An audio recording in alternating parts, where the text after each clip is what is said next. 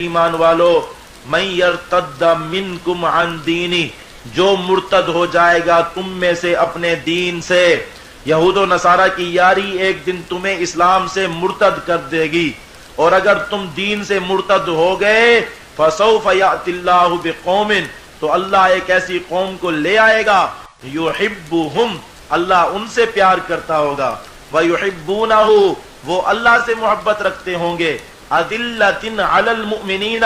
ایمان والوں کے لیے نرم ہوں گے، جیسے والد بیٹے کے لیے ہوتا ہے، آقا غلام کے لیے ہوتا ہے، اعزۃ علی الکافرین، کافروں پر سخت ہوں گے، کالسبع علی فریسۃ، جس طرح کوئی درندہ اپنے شکار پہ سخت ہوتا ہے ایسے کافروں پہ سخت ہوں گے، یجاہدون فی سبیل اللہ، اللہ کے راستے میں لڑتے ہوں گے، ولا یخافون لومۃ لائم، لوگوں کی ملامت کی پرواہ نہیں کرتے ہوں گے، ذالک فضل اللہ یؤتیہ من یشاء، یہ اللہ کا فضل ہے جسے چاہتا ہے دیتا ہے، واللہ واسع علیم، اللہ وسعت والا علم والا ہے۔ جب بھی مسلمانوں میں ارتداد ہوا، مرزا قادیانی سے لے کر مسیلمہ کذاب تک، جب بھی مسلمانوں میں سے کچھ لوگ یہود و نصارہ کو خوش کرنے کے لیے مرتد ہو گئے، مرزا قادیانی نے اپنی کتابوں میں ایک پوری فہرست دی ہے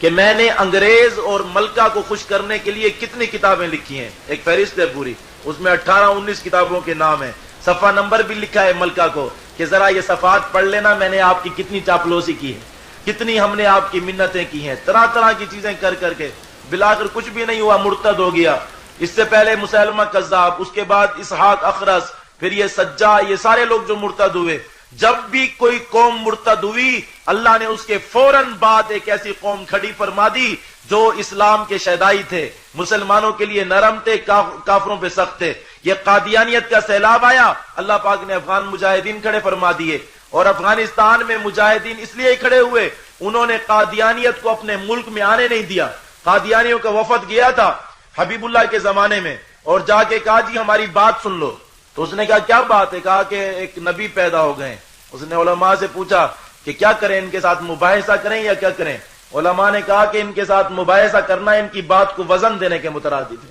ان کی بات کو وزن نہیں دینا چاہیے، ہم اللہ کے نبی کے غلام ہیں تو نبی کے دشمنوں کو برداشت نہیں کریں گے۔ اس نے پکڑ کے لٹکا دیا ان سب کو، وہ لٹک گئے، اور آج تک افغانستان قادیانیت سے محفوظ ہو گیا، اس خبیث فتنے سے، اس انکار جہاد کے فتنے سے۔ تو جب بھی مرتد آتے ہیں، اللہ ان کی جگہ وہ لوگ لاتے ہیں جو اللہ سے محبت کرتے ہیں، اللہ ان سے محبت کرتا ہے، ایمان والوں پہ نرم ہوتے ہیں، کافروں پہ سخت ہوتے ہیں، جہاد کرتے ہیں اور ملامت کی پرواہ نہیں کرتے۔ اب آپ ذرا اپنے گریبانوں میں جھانک کے دیکھیں